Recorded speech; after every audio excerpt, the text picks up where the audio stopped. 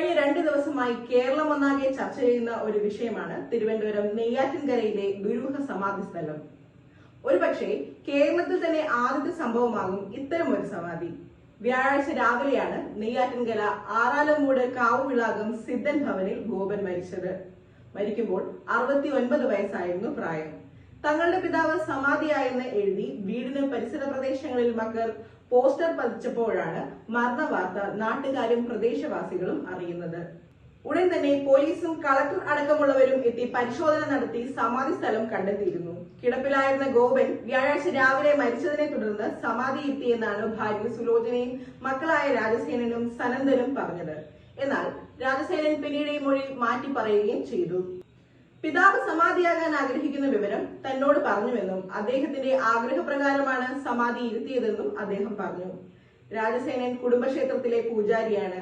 വ്യാഴാഴ്ച രാവിലെ 10:30 പിതാവിനെ സമാധി സ്ഥലത്ത് എത്തിച്ചെന്നും പത്മാസനത്തിൽ ഇരുന്ന അദ്ദേഹം പറഞ്ഞത് അനുസരിച്ചുള്ള പൂജകൾ നടത്തിയെന്നും രാജസേനൻ പറഞ്ഞു. വെള്ളിയാഴ്ച പുലർച്ചെ 3:30 വരെ പൂജ നീണ്ടു. പിന്നീട് ഈ അറ കോൺക്രീറ്റ് സ്ലാബ് ഉപയോഗിച്ച് അടച്ചുവെന്നും രാജസേനൻ പോലീസിന് മൊഴി നൽകി. കഴുത്ത് ശിവഭക്തനായ ഗോപൻ വീട്ടുവളപ്പിൽ തന്നെ ശിവക്ഷേത്രം നിർമ്മിച്ച് പൂജകൾ നടത്തിയിരുന്നു. ഭാര്യയുടെയും മക്കളുടെയും മൊഴിയിൽ ദുരൂഹതയുള്ളതിനാൽ സമാധി പൊളിച്ച് പരിശോധിക്കാനായിരുന്നു അധികൃതരുടെ തീരുമാനം.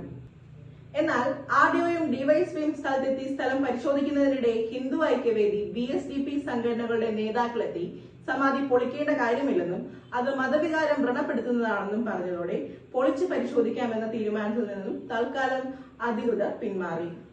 ദുരൂഹ സമാധിയെക്കുറിച്ച് സോഷ്യൽ മീഡിയ അടക്കം ചർച്ചകൾ കുറിക്കുന്ന സാഹചര്യത്തിൽ നടൻ ഹരീഷ് പേരാടി ഫേസ്ബുക്കിൽ കുറിച്ച വാക്കുകളാണ് ശ്രദ്ധിക്കപ്പെടുന്നത്. ദയാവധത്തിന് അനുമതിയില്ലാത്തപ്പോൾ ഒരാൾ സമാധിയാവുന്നത് കുറ്റകരമാണെന്നും സതി നിരോധിച്ചെടുത്ത് പുതിയ സതിയന്മാരുണ്ടാവരുതെന്നുമാണ് നടൻ കുറിച്ചത്.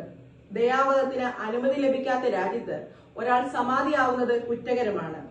ഒരു മനുഷ്യന്റെ ആത്മഹത്യാ ശ്രമത്തിന് ഒരു കുടുംബം കാവൽ നിൽക്കുന്നതും അതിന് അവരുടെ സഹായം ലഭിക്കുന്നതും ഏത് വിശ്വാസത്തിന്റെ പേരിലാണെങ്കിലും ഒരു ജനാധിപത്യ രാഷ്ട്രത്തിന് ചേരാത്തതാണ്. സതി നിരോധിച്ച രാജ്യമാണ്.